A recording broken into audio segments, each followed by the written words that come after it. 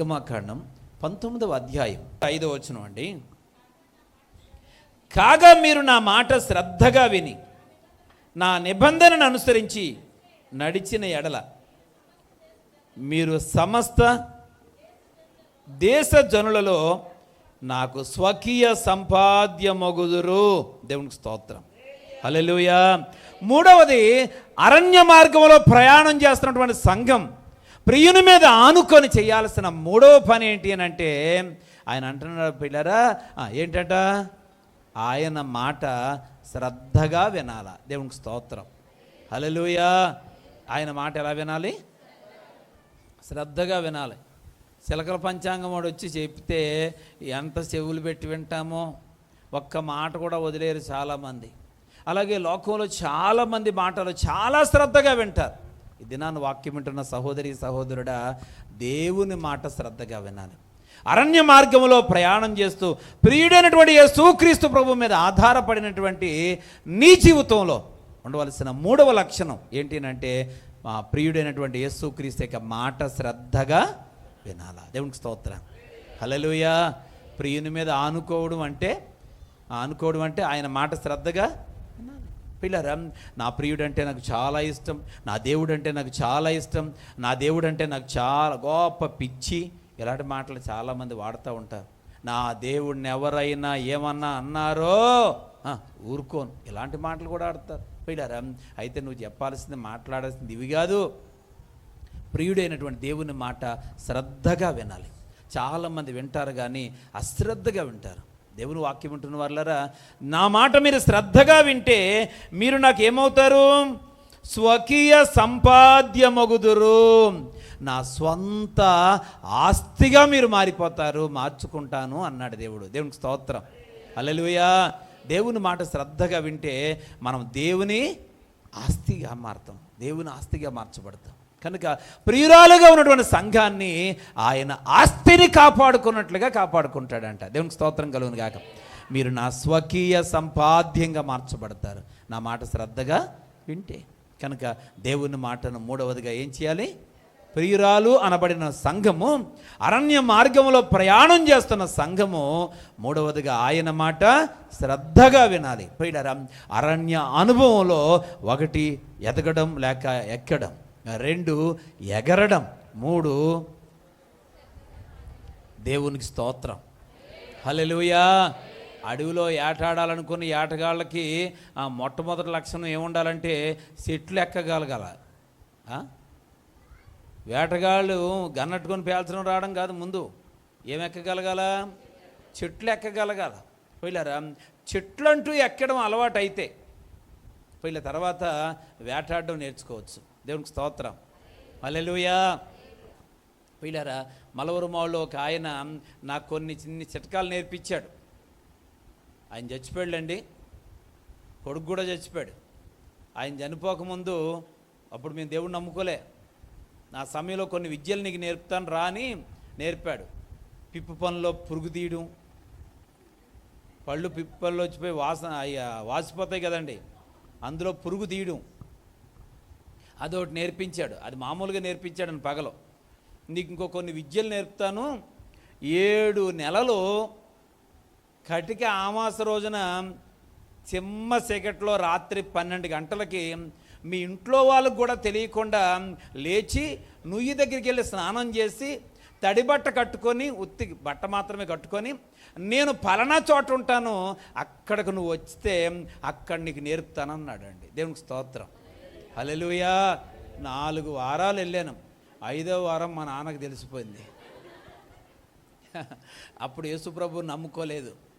4 వారాలు వెళ్ళానండి. పగలు తీసుకెళ్ళి చూపించాడు ఆయన, ఎక్కడికి రావాలో పగలు తీసుకెళ్ళి చూపించాడని. అక్కడికి రాత్రులు కుక్కకు కూడా తెలియకుండా, చప్పుడు లేకుండా, ఇంట్లో వాళ్ళకి తెలియకుండా, వెనక్కు చూసుకోకుండా, ఏ శబ్దం వచ్చినా భయపడకుండా, చిమ్మ చీకట్లో అమావాస రోజున చూపించిన ఆ చెట్టు కాడికి నువ్వు రావాలంటే అక్కడికి 4 నెలలు వెళ్ళానండి. ఇంకొక 3 నెలలు ఉంది పెండింగ్. ఈలోగా మా నాన్నగారు చూసేసి ఆయన 4వసారి వెళ్ళినప్పుడే పసిగట్టేసి నన్ను కనిపెట్టుకొని ఉన్నాడు. పోయారా, ఆ తర్వాత ఎక్కడికి వెళ్తున్నావు నువ్వు? ఏడి సంగతి చెప్పని చాలా కోప్పడి కేకలేస్తే అప్పుడు ఆగిపోయాను. దేవునికి స్తోత్రం కలుగును గాక. హల్లెలూయా. కొన్ని శక్తులు, కొన్ని మంత్రాలు నీకు నేర్పుతానని చెప్పి తీసుకెళ్ళాడు ఆయన. దేవునికి స్తోత్రం కలుగును గాక. హల్లెలూయా. ప్రియ దేవుని బిడ్డలారా, 4 నెలల్లో నేర్చుకున్నది ఏమైనా మీ దగ్గర ఉందా అండి పాస్టర్ గారు? కొంతమందికి డౌటు. దేవునికి స్తోత్రం. హల్లెలూయా. హల్లెలూయా. ప్రియ దేవుని బిడ్డలారా, ఉందో లేదో దేవుడి దగ్గరికి వచ్చిన తర్వాత ఏమీ ఉండవు.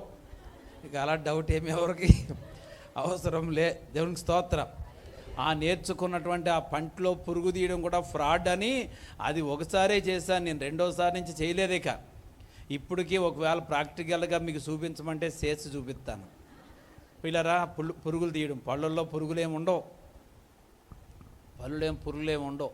కానీ పిల్లరా, అది న్యాచురల్గా క్రియేట్ చేసిన పురుగే, వాస్తవానికి పురుగే. ఒకటి తీయమంటే ఒకటి తీస్తాను, 2 తీయమంటే 2 తీస్తాను. దేవునికి స్తోత్రం.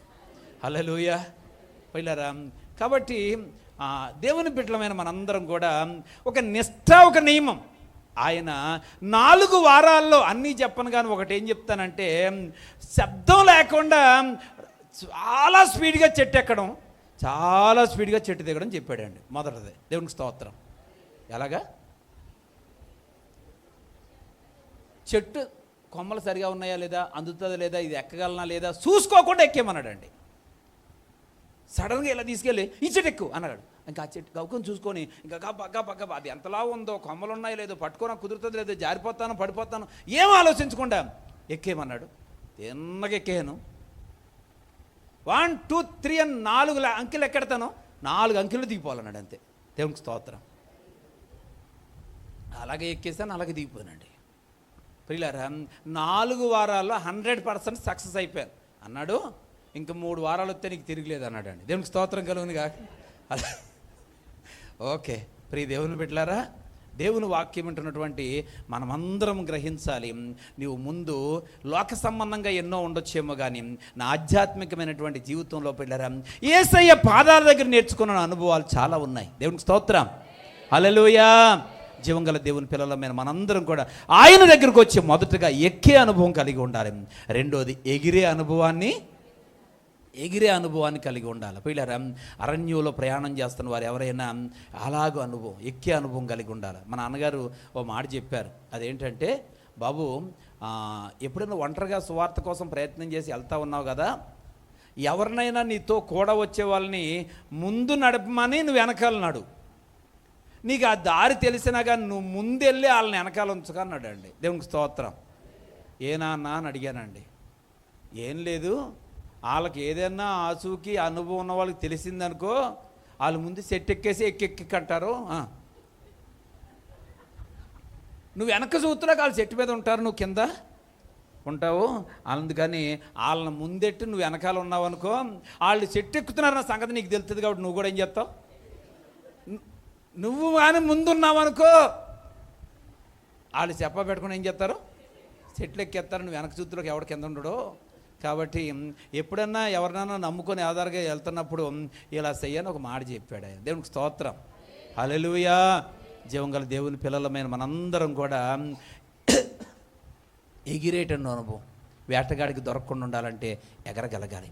3వ అనుభవం గురించి మనం ఏం చేర్చుకున్నాం, ఆయన మాట శ్రద్ధగా వినాలి. ఆయన మాట శ్రద్ధగా వినాలి. అప్పుడు ఆయన స్వకీయ సంపాద్యముగా నువ్వు మార్చబడతావు. దేవునికి స్తోత్రం. మనల్ని ప్రేమించే ప్రియుడు, మన రక్షకుడైన యేసుక్రీస్తు ప్రభువారు మన ఆధ్యాత్మిక జీవితంలో ఎదిగి ఉన్నతమైన స్థాయిలోకి రావాలనేది ఆయన కోరిక అండి. దేవునికి స్తోత్రం కలుగును గాక. ఎంత ప్రేమ గలవాడండి ఆయన, ఎంత ప్రేమ కలిగిన వాడు. మట్టితో చేయబడిన మట్టి శరీరాలు కలిగిన మనుషులమైన మనలను దేవుడు ఎంత ఉన్నతమైన స్థాయిలో ఉంచాలని ఆయన ఆశపడుతున్నాడో చూడండి. నువ్వు దినస్థితిలో ఉండిపోవాలని దేవుడు కోరుకోవట్లేదు. ఎక్కువ పైకి ఎక్కువ ఉన్నతమైన స్థాయిలోకి రా దేవుడు అంటున్నాడు. ఎగురు ఉన్న స్థాయిలో ఉండిపోవద్దు. నువ్వు బలహీనమైనటువంటి పక్షివే, కానీ ఎగరగలిగితే నీకంటే పైన ఎవరు ఉండరు. దేవునికి స్తోత్రం కలుగును గాక. హల్లెలూయా. పావురాలు బలహీనమైనవే కదా, కానీ ఎగిరిపోతే ఎవడు పట్టుకుంటాడండి వాటిని. దేవునికి స్తోత్రం కలుగును గాక. పిచ్చుకలు చిన్నయే కదండి, చెప్పండి. అరిచేతులు పెట్టలాగా అన్నామంటే టుక్కుని చచ్చిపోద్ది. కానీ ఎగిరిపోతే నువ్వేం చేయగలవు చెప్పండి? ఏం పట్టుకోలేవు. దేవునికి స్తోత్రం. నువ్వు అల్పమైన వ్యక్తివైనా, నువ్వు బలహీనమైన వ్యక్తివైనా, ఏం చెయ్యలేనటువంటి నిస్సహాయ స్థితిలో ఉన్న వ్యక్తివైనా దేవుడు చెప్పినట్లుగా ఎగిరగలిగితే నువ్వెవరికి దొరకవు. దేవునికి స్తోత్రం కలుగును గాక. నిన్నెవరూ ఏమీ చేయలేరు. కనుక దేవుడు రెండవదిగా ఎగరమంటున్నాడు. మూడవదిగా నా మాట శ్రద్ధగా వింటే నా స్వాస్థ్యంగా, నా ఆస్తిగా చేసేస్తానంటున్నాడు. దేవునికి స్తోత్రం. హల్లెలూయా. ప్రియ దేవుని బిడ్డలారా, మనందరం దేవుని ఆస్తి అయిపోతే దేవుడు ఊరుకోడు. దేవునికి స్తోత్రం కలుగును గాక. ఆయనే కాపాడుకుంటాడు. ఏంటి మోడీ గారు ఆస్తిని ఎవరన్నా కాజేయగలరా? మన సీఎం గారు చంద్రబాబు నాయుడు గారు ఆస్తిని ఎవడన్నా దోచుకోగలడా చెప్పండి? దేవుడు ఆస్తిని ఎవడైనా దొంగిలిస్తాడా? దేవునికి స్తోత్రం. హల్లెలూయా. దేవుని బిడ్డలమైన మనందరం కూడా ఎవరు ఆస్తి అయిపోతాం? దేవుడి ఆస్తి అయిపోవాలంటే ఏం చేయాలా? వినబడలేదు. ఆయన మాట శ్రద్ధగా, మరి వింటున్నారా? అంటే కూర్చొని అలాగా శ్రద్ధగా వినడం కాదు. నేను వెళ్ళే సంఘాల్లో ఒక ఆవిడ ఉంటుంది, ఒక అబ్బాయి ఉంటాడండి, ఇక అలాగే ఉండిపోతాడండి.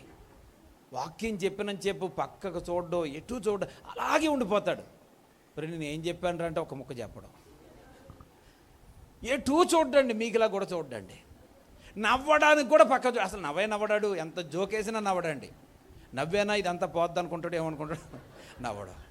కానీ అడిగితే ఒక్క మొక్క చెప్పడం. మరి అలాగ పెట్టుకుని ఏమన్నావురా విన్నట్టుగా పెట్టి వదిలేడు అంతాడు.